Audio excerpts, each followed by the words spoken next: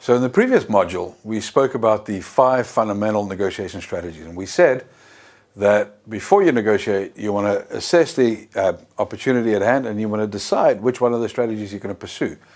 You want to decide if you want to be collaborative, compromising, accommodating, avoiding, or competitive in your approach to your negotiation. Once you've made that decision, now it's the time for you to decide what negotiation tactics you want to use. Now, it's vitally important that you decide your strategy first before you pick your tactics.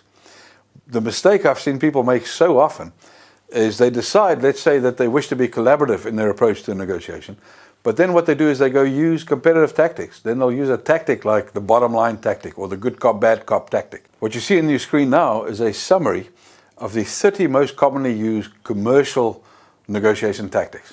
Right? So this is just at a summary level. We're not going to cover each one of them. It's not going to be possible. But you will see that there are many different tactics at your disposal.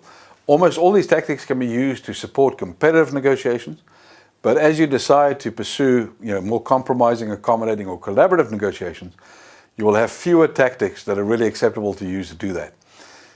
Very important that you communicate consistently with your intent. If you want to be collaborative, it doesn't make sense to pick a competitive tactic to support that, because of course your counterpart will their experience will be based on their perception of what's going on. So even if you intend to be collaborative, if you approach them with an extreme offer or you approach them with a bottom line tactic, then they're going to experience you as being competitive, not being collaborative, right? It's any of you'll agree with me, if you've ever been in a relationship with anybody for longer than 2 weeks, you will have had a discussion which said, that's not what I meant, honey. That wasn't my intent.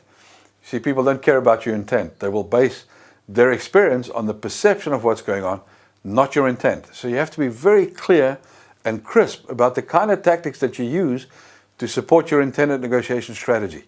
This is why you want to give pause to think, is my negotiation tactic, is the approach that I'm following here going to communicate the right message consistently with the strategy that I've decided to pursue?